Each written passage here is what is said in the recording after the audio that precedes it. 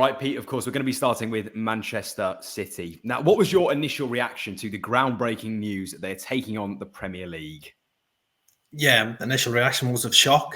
City taking on the Premier League again. They've obviously got this 115 charges to come later in the year when they've got the hearing with the Premier League. But now this new challenge that they're challenging the whole rules that the Premier League have in place. They're attempting to end the APT rules, which cover commercial and sponsorship deals with companies owned or associated with the same club owners. Obviously, Man City's legal claim is saying that these rules are contrary to UK business law. And the real interesting part for me was some of the language used in the statement that they put out, saying it was discriminatory. Obviously the rules were the tyranny of the majority as well, which I thought was a bit ironic coming from Manchester City and everything. But yeah, it's all out civil war, it seems, between Manchester City and the Premier League. And as I said, it's not a good look for the Premier League, and I don't know what way it's going to end up. How long is a piece of string? That's the way I would look at it in that respect. It's just seems a bit unnecessary. These rules and regulations were brought in 2021, soon after Newcastle's takeover by the Saudi PIF fund. Manchester City signed up to them and agreed to them then. So now, 3 years later, they want to challenge them. It all seems a bit strange to me. But yeah, it's going to get ugly and messy. And I'd imagine the atmosphere now between some of the clubs and the Premier League is pretty toxic. And obviously, the Premier League AGM is going on in Harrogate this week. I would love to be a fly in the wall in that. Although it's not on the agenda, they're meant to be discussing another great topic that we love to talk about, VAR and PSR. But I'm sure outside that meeting room, it's going to be the hot topic of debate between all the member clubs of what Manchester City have done now, bringing this legal case against the Premier League. And it's not just they want to abolish these rules, they want compensation as well, feeling that they're owed millions because of it, which is staggering, really. Manchester City saying it's not fair and competitive. This is a team that have won the Premier League 6 out of the last 7 years. What more do they want? That's all I can say. I mean, Paul, kind of like what Pete was saying there, we know City have a strained relationship with the Premier League. This, of course, will add fuel to the fire. But how is this going to be resolved? Where can we see this going? And actually, where do you see the case going potentially? Can you see City winning, or do you think they have no ground to stand on, no legs to stand on?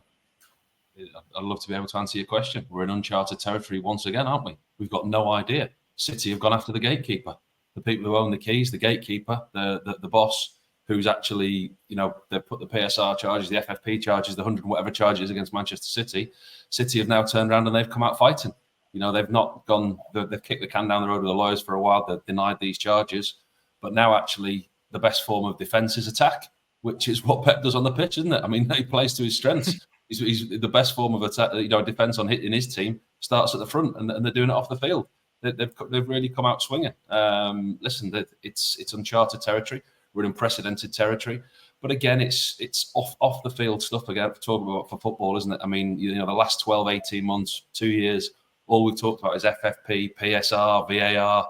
The game's changing. The game's changing incredibly. And this isn't something that's going away. We have said so many times on the pod that we're going to talk about this for weeks and weeks. But this is months, this is years. This isn't a legal, liable case of this size isn't sorted out overnight. This is chucking a stone in the sand in shallow water and the sand spreading over. The ripple effect of this that this is going to cause is incredible. Pete, I mean, as you both said in there, does City taking legal action really against the Premier League, does it suggest that some of their previous sponsorship deals have been inflated, that they have sort of tampered with the rules potentially, which is why they're going about this case?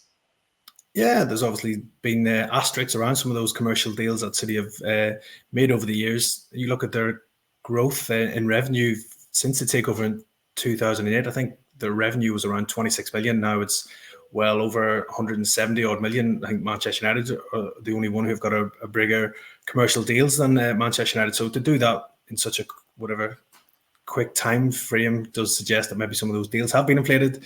That's what all the opposition fans to Manchester City will say, that some of those deals have been inflated. But obviously 4 of City's 10 biggest commercial and sponsorship deals are present with companies linked to their Abu Dhabi ownership, including obviously the stadium naming rights for the Etihad, and obviously the shirt deal with Etihad Airways as well. So obviously Man City feel they haven't done anything wrong, and they feel they're not getting fair market value.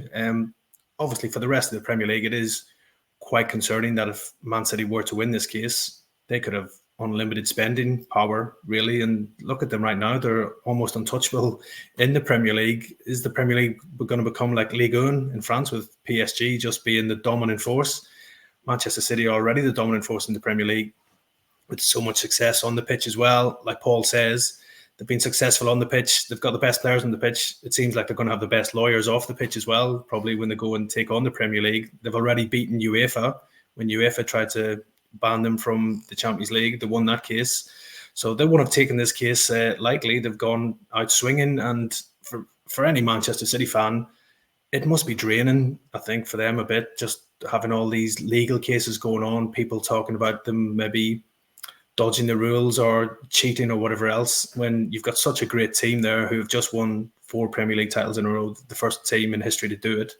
We should be talking about what a great team Manchester City are, not about other things off the field. So for a Manchester City fan, I think there is maybe a tinge of disappointment with some of the fan base that this sort of overshadows the success of the club and everything else. And they've got those potential asterisks next to all this Premier League titles, Champions League successes as well. But yeah, like Paul says, could have a massive ongoing effect in the long-term future of the Premier League. And for me, I think it just opens Pandora's box again for talk of a Super League. If Manchester City do lose this legal case of Premier League, I think we'll see talk of a Super League rear its ugly head again. I just wonder, Pete, how long they've had this up their sleeve. I mean, this isn't something that they've just grown overnight, is it? This isn't just something that somebody's gone to bed last night and thought, oh, I know what, we'll go after the Premier League. They've had this brewing for a while, haven't they? Obviously, the legal case against them has been built up for a while, and they know they've got the 110 charges, whatever else. At what point, they've obviously been building this behind the scenes with the lawyers, and they wanted to get the end of the season out the way. They wanted to get the Champions League campaign out the way, get the Premier League title in the bag. And then they've picked an opportune time here, haven't they? They've gone, right, this is what we're doing. This is when we're going to, they know exactly what they're doing, don't they, with this? Yeah, massively.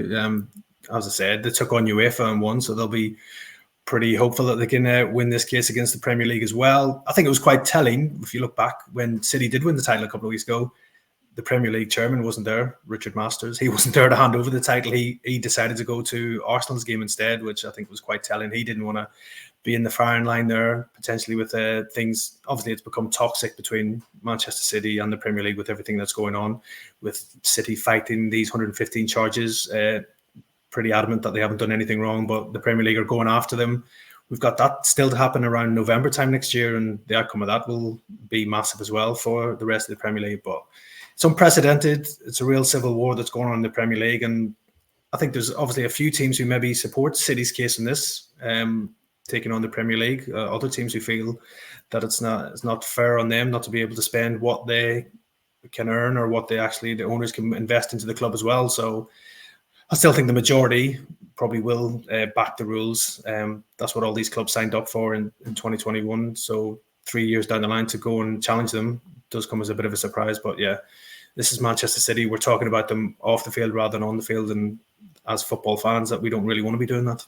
From a City fans' point of view, though, I think there'll be a big minority of them that are, look, we're facing these 115 charges. We're not going down with a whimper here. We're fighting. You know, we're Man City. We're coming out. We're having a fight.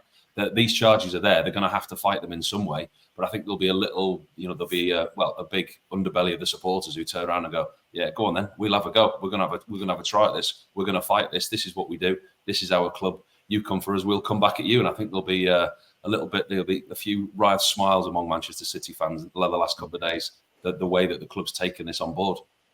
And Pete, I mean, kind of like we mentioned in there, if they are to lose this case, do you think that they actually could walk from the league? Could they sort of put their hands up and go, we're not interested anymore, and try and form the Super League, say, with Real Madrid or any of the others that were interested at that present time a few years back? Is there real validity and possibility in that for them?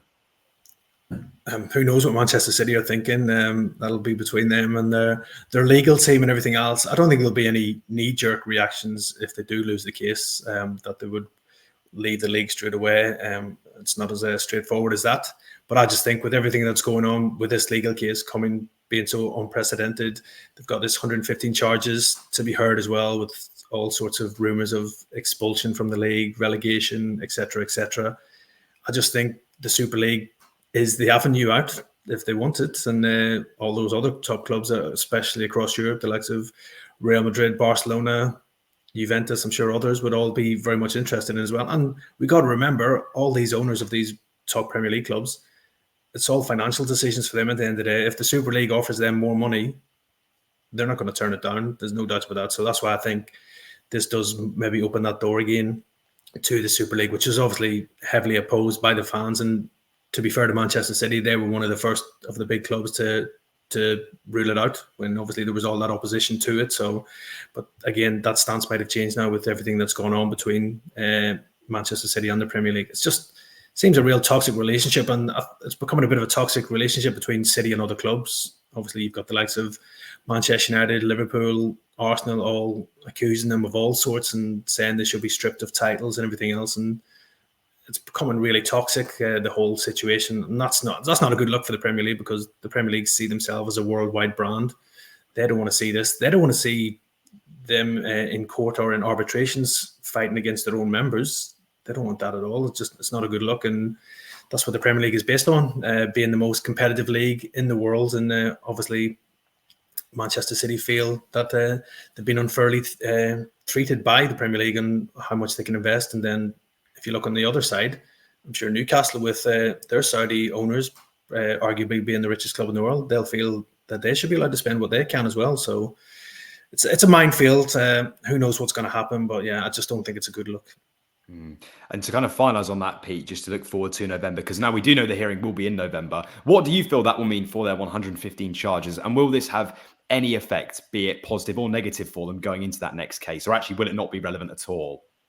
Yeah, I'm not sure how relevant it will be. It's a totally different case. It's obviously a very complex case. These charges have been hanging over Manchester City now for quite a while. They've kicked the can down the road now, but it now looks like November will be the beginning of these hearings of the 115 charges. And I think obviously we probably get the outcome of those probably late in 2025, when obviously the commission will make their findings on it as well. If you're looking at what happens in Nottingham Forest and Everton when they got punished with points deductions with all these charges, it doesn't look good for Manchester City. Again, they've vehemently denied that they have done any wrongdoing, and they will fight those charges. But I don't know, was this a case of maybe the Manchester City getting their first punches in before they face these 115 charges in November, sort of striking one across the barrels of the Premier League that they're not going to go down fighting? I don't know, maybe it's a smoke screen as well, this whole thing. But it's complicated, and as I said, it's hard to answer what's going to actually happen.